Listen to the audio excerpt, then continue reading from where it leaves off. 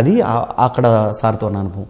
Next అది అయిపోయిన తర్వాత చాలా రోజులు గ్యాప్, సీరియల్స్ చేస్తున్నాను. ఆ సీరియల్స్ ముద్దమందారం అని, లేటెస్ట్గా రామసీత, ముద్దమందారం ఇవి జరుగుతున్నాయి. శశిరేఖ పరిణయం చేశాను మొన్నటి వరకు. ఇవన్నీ జరిగినాయి, ఇంకా జరుగుతున్నాయి కూడా. వీటి మధ్యలో ఇవి జరుగుతుండగా నాకు వచ్చిన అద్భుతమైన super duper duper duper duper గొప్ప బ్రేక్, గొప్ప అవకాశం ఏంటంటే ఒక దేవుడు నాకు వరం ఇచ్చాడు. అది రాజమౌళి గారు బాహుబలి క్యారెక్టర్లో. ఈ బాహుబలి క్యారెక్టర్ కోసం అది ఆ క్యారెక్టర్ నాకు ఎలా వచ్చింది, ఇక్కడ మన జిఎంఆర్ కాంప్లెక్స్ దగ్గర అందరు ఫోటోలు ఇస్తానికి ఆర్టిస్టులు అందరూ ఎగబడుతున్నారు. ఆ వాచ్మెన్ కర్ర తీసుకుని కొడుతున్నాడు, కొట్టి అన్నాడు.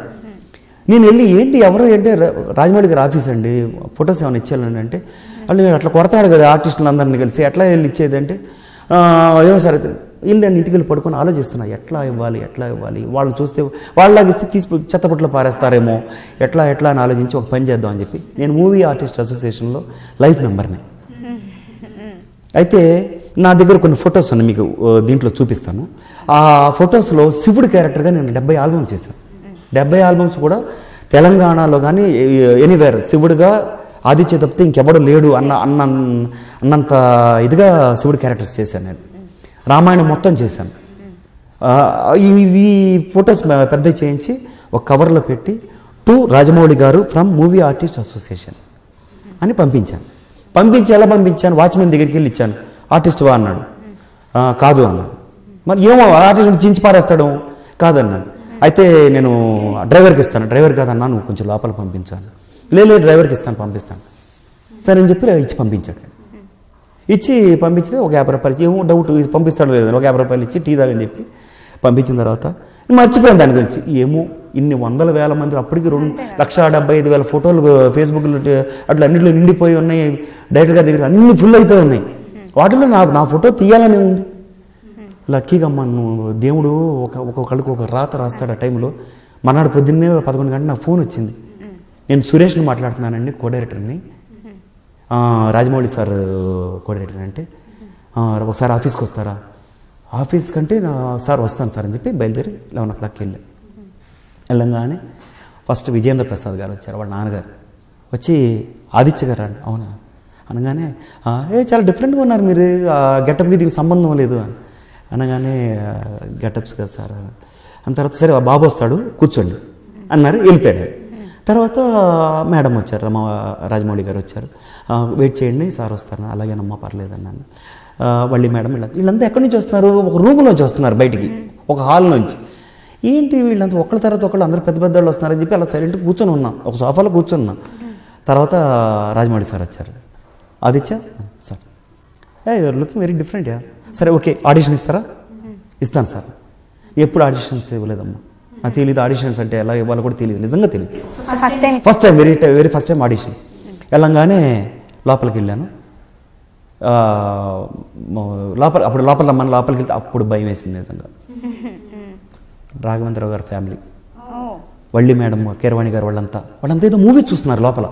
Almost all crew, camera department అందరూ మేకప్ డిపార్ట్మెంట్ గురించి అందరూ ఉన్నారు అక్కడ, సెట్కి సంబంధించిన వాళ్ళందరూ ఉన్నాం. కానీ వాళ్ళందరినీ ఇలా చూశాను. నాకు బాబోయ్ వీళ్ళందరి మధ్యలో నేను ఆడిషన్ ఇవ్వాలా, ఎలాగరా అని భయం వేసింది. అరే ఆదిత్య ధైర్యంగా ఉండు, ఇట్స్ గోల్డెన్ ఆపర్చునిటీ. నువ్వు ఇక్కడ మిస్ అయ్యావా, నీ లైఫ్ మిస్ అయిపోతావు. నాకు నేను చెప్పుకున్న ఫస్ట్ మాట అది, లైఫ్ మిస్ అయిపోతావు, నీకు మళ్ళీ నీకు ఈ ఆపర్చునిటీ రాదు అని చెప్పేసేసి వెళ్ళాను. నువ్వు సరే అని చెప్పాను. డైలాగ్ ఏదైనా చెప్పండి ఆయన పౌరాణికం చెప్పమన్నారు. నేను ఉదయ్ భాస్కర్ గారు డైరెక్టర్ చెప్పాను కదా, ఆయన ఒక డైలాగ్ అప్పుడు చెప్పింది ఏదో గుర్తుంది నాకు, చెప్పమన్నారు, చెప్తాను. ఆ డైలాగ్ చెప్తాను. మదపుటి ఏనుగుల కుంభస్థలాలను అరచేతితో మోది అంతమొందించగల గంధర్వాధిపతి చిత్రరథులతో పోరు అమాయకులైన మునికాంతలను చెరచడం వంటిది కాదు. రా రాక్షసాదమా, శివ సాన్నిధ్యానికి పంపిస్తాను. అనంత గగనతలం మీద ఆన, అలుపెరుగని ధరణి ఓరి మీద ఆన, నిరంతర సంచారి వాయుదేవుడి మీద ఆన, ఈ ఉత్పల తమరు ప్రయోగించిన పాశుపతం ఆగ్నేయాస్త్రం శివాగ్రహారాన్ని బూడిద రాశులుగా మార్చి తమ గురుదక్షిణగా సమర్పిస్తాను గురుదేవ అనేది ఈ డైలాగ్ చెప్పాను. బాగా చెప్పారు. ఏంటి ఈ డైలాగ్ అందరి ముందు చెప్పాను. చెప్పిన తర్వాత వెంటనే ఆయన అడిగిన మాట ఏంటంటే, ఇది బాగుంది, ఇంకేదైనా చెప్పండి అంటే నాకు ఏం చెప్పాలో అర్థం కాల. అరే ఎట్లాగరా దేవుడా, ఏం చేయాలి అని ఆలోచించి, సార్ నాకు ప్రిపేర్ అవ్వలేదు సార్, అయితే ఒక పని చేయండి, మా వాళ్ళు డైలాగ్ ఇస్తారు నేర్చుకొని చెప్పండి అన్నారు. నేర్చుకొని చెప్పడం అనేది ఈ ఆర్టిస్ట్కి సాధ్యమయ్యే విషయం కాదు. ఎందుకనంటే అది నేర్చుకోవాలి, బయట అయిన తర్వాత చెప్పాలి అని చెప్పాలి. సార్ అట్లా కాదు సార్, ఏమైనా సిచ్యుయేషన్ తీసుకొని చెప్పమంటారా, చెప్పండి అన్న. ఇది ఎంత గొప్ప విషయం అంటే మన లైఫ్కి టర్నింగ్ పాయింట్ ఇది. దీనికి ఈ సినిమాకి జోధ్పూర్ అని చెప్పి ఒక ఊరు ఉంది. ఆ ఊరిలో ఒక భార్య, భర్త, ఒక 6 నెలల పాప, ఒక 1.5 సంవత్సరాల బాబు, వీళ్ళు బైక్లో వెళ్తుంటే వెనక నుంచి డీసీ మోడ్ కొట్టేశాడు. అయితే భార్యన పాప చావు బతుకుల్లో ఉన్నారు. ఉంటే వాడు ఎంతమందిని బతిమాలుతున్నాడంటే, అయ్యా కాపాడండి నా భార్యని పాపని కాపాడండి అని. పిల్లోడేమో అటు ఇటు లారీల కిందకి వెళ్ళిపోతున్నాడు. వాడిని తీసుకొచ్చుకుంటున్నారు. ఈ పిల్లల ఈ అమ్మాయి ఏమో అన్కాన్షియస్, పాప అన్కాన్షియస్. వీడందరినీ బతిమాలుతున్నాడు, ఇలా కింద పడి దండాలు పెడుతున్నాడు. ఎవరు పట్టించుకోవట్లేదు, ఎవరి దారిని వాళ్ళు వెళ్ళిపోతున్నారు. అయితే వెళ్ళే వాళ్ళు కూడా ఎంత నిర్దాక్షిణ్యంగా వెళ్ళిపోతున్నారంటే ఎవరు కూడా చూడట్లేదు. వెళ్ళిపోతుంటే వాళ్ళందరి మీద వాళ్ళ గవర్నమెంట్ కేసులు పెట్టిన తర్వాత నేను చెప్పాను, సార్ ఇది TV9లో దగ్గర మార్నింగ్ TV9 అన్ని ఛానల్స్లోనూ మార్నింగ్ నుంచి నైట్ వరకు ఒక 10 సార్లు వేసి చూపించారు సార్. అది నా మనసులో అలా ఉండిపోయింది. అది మరి ఇది ఇలాంటి సిచ్యువేషన్ నేను ఉపయోగించుకోవచ్చో లేదో తెలియదు. నాకు కూడా నా హార్ట్ కూడా రిలీఫ్ ఉంటుంది. నేను చేసి చూపిస్తాను, వై నాట్ చేసి చూపించాను. నమ్మమ్మ బాధ ఉంది కదా లోపల. ఒక 2 days నుంచి నరకం ఉంది. అది వెళ్ళాను. యాజ్ ఇట్ ఈజ్గా అనుక్షణం అతను చేసిన ఎవ్రీ మూమెంట్ నా మనసులో ఉంది కాబట్టి యాజ్ ఇట్ ఈజ్గా ఏమైతే చేయగలనో చేసి ఏడ్చేసి కింద పడిపోయి ఆ పాపను ఎత్తుకున్నాను. మిస్సెస్ని లేపుతాను, పడిపోతుంది, పాపను గుండెలోకి జారిపోతుంది. వాడు అటు లారీలకు వెళ్ళిపోతున్నాడు. వాడి దగ్గర లాక్కున్నాను, కాపాడండి అయ్యా మీకు పుణ్యం ఉంటుంది, దండం పెడతాను, నా భార్య బిడ్డలు కాపాడండి అని ఎంతో బతిమాలుకుంటున్నాను. అడుగుతున్నాను.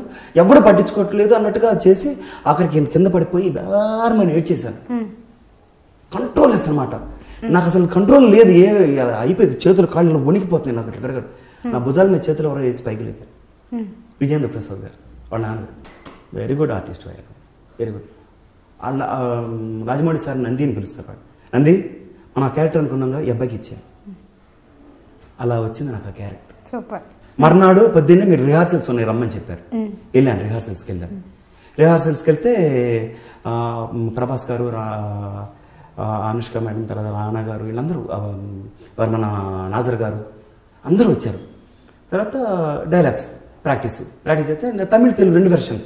నా తమిళ్ వచ్చుగా, తెలుగు వచ్చుగా, 2 కూడా చెప్తున్నా. టపటప అయిపోయింది మొత్తం అంతా.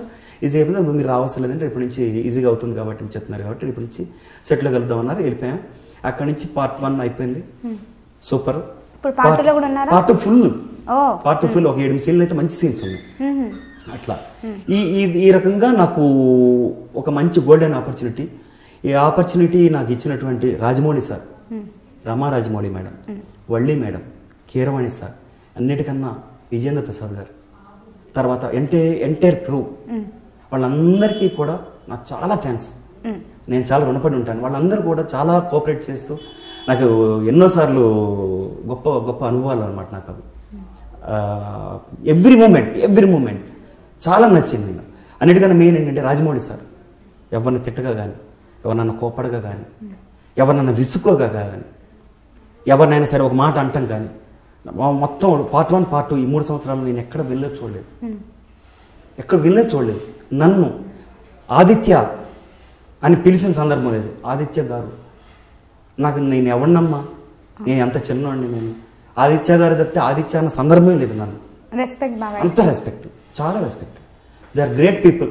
వాళ్ళని ఇంకా పోల్చుకోవడానికి నాకు సంబంధించినంత వరకు వాళ్ళతో పోల్చుకోవడానికి నాకు ఎవరు లేరు. అంత గొప్ప వ్యక్తులు వాళ్ళు. ఇది నా సినిమా సంబంధించినటువంటి యాక్టింగ్ కెరీర్. అయితే నేను యాజ్ ఎ డబ్బింగ్ ఆర్టిస్ట్గా మిఠాయి చిట్టి గారు అని చెప్పి ఒక ఆయన ఉండేవాడు.